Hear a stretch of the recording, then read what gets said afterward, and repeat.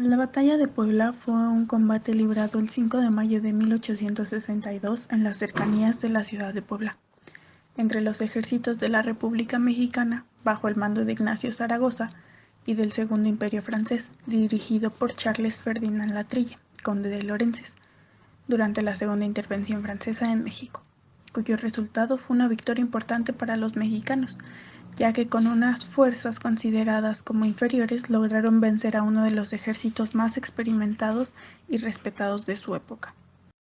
Pese a su éxito, la batalla no impidió la invasión del país, solo la retrasó. Sin embargo, sería la primera batalla de una guerra que finalmente México ganaría. Los franceses regresarían al siguiente año, con lo que se libró una segunda batalla en Puebla, en la que se enfrentaron 35,000 franceses contra 29,000 mexicanos, defensa que duró 62 días, y lograrían avanzar hasta la Ciudad de México, lo que permitió establecer el Segundo Imperio Mexicano. Finalmente, ante la incapacidad de consolidar un imperio y después de perder 11,000 hombres debido a la actividad guerrillera que nunca dejó de subsistir, los franceses se retiraron incondicionalmente del país en 1867. Antecedentes. En octubre de 1861, Francia, Inglaterra y España suscribieron la Convención de Londres, en la cual se comprometieron a enviar contingentes militares a México para reclamar sus derechos como acreedores por una deuda que ascendía a alrededor de 80 millones de pesos. Aproximadamente eran 69 millones para los ingleses, 9 millones para los españoles y 2 millones para Francia. Poco después de reunirse, los representantes de los tres países enviaron un ultimátum al gobierno mexicano, en el que pedían el pago de sus deudas, de lo contrario, invadirían el país. Juárez, quien gobernaba a un país que apenas empezaba a levantarse de la postración económica, respondió con un exhorto a lograr un arreglo amistoso, y los invitó a conferenciar. Acompañó ese mensaje con la derogación del decreto que suspendió los pagos.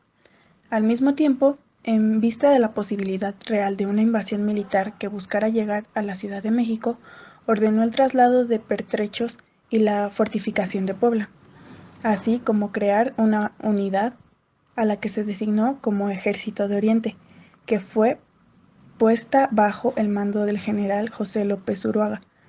En vista del desempeño deficiente de este mando, fue destituido y en su lugar se designó a Zaragoza, quien dejó el Ministerio de Guerra y se dirigió a Puebla para organizar la oposición al avance francés con cerca de 10,000 hombres, cantidad mínima si se toma en cuenta el vasto territorio que debía cubrirse. Los representantes aceptaron el llamado, y en febrero de 1862 se reunieron con los ministros juaristas del exterior, Manuel Doblado, y de Guerra Ignacio Zaragoza, en la hacienda de la Soledad, cerca de Veracruz. Gracias a la habilidad como negociador de Doblado, se firmaron los tratados preliminares de la Soledad, en los que se obtuvo el reconocimiento como interlocutor para el gobierno de Juárez y se garantizó el respeto a la integridad e independencia del país. Además, se convino que las negociaciones sobre la deuda se realizaran en Orizaba, donde se establecerían las fuerzas aliadas, además de Córdoba y Tehuacán, para evitar el rigor del clima tropical del puerto. Si no llegaban a un acuerdo, se retirarían a la costa para así comenzar las hostilidades.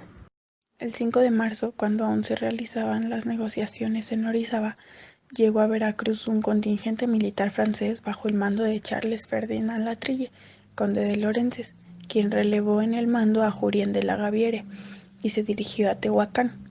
También llegó el general conservador Juan Nepomuceno Almonte, quien de inmediato se proclamó jefe supremo de la nación y empezó a reunir a las tropas conservadoras remanentes de la Guerra de Reforma para apoyar a los franceses. La batalla.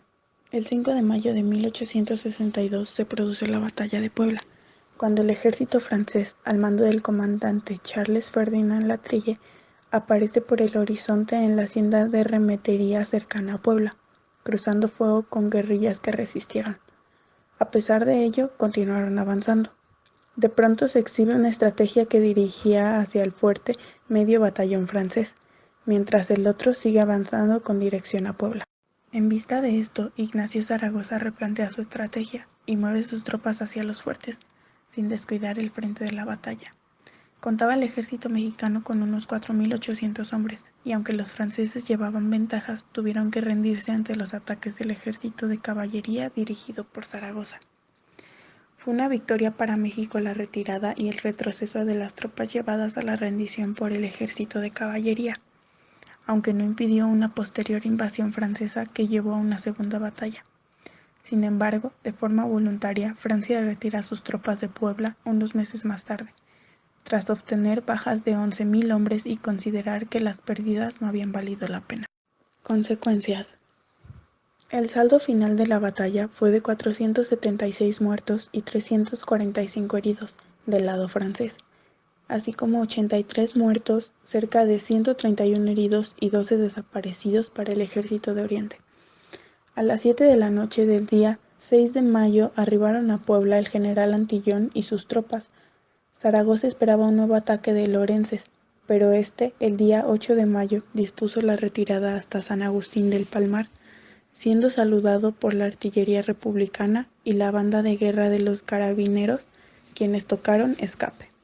A pesar de que la batalla de Puebla no impidió la invasión de Francia posteriormente, el impacto causado por la primera y la rendición total durante la invasión posterior ha hecho que México celebre el 5 de mayo todos los años como una fiesta nacional donde se conmemoran los hechos de la batalla y la victoria de Zaragoza en los campos de batalla en Ciudad Puebla y Guadalupe. Luego de la batalla, los combatientes fueron condecorados por haberse cubierto de gloria.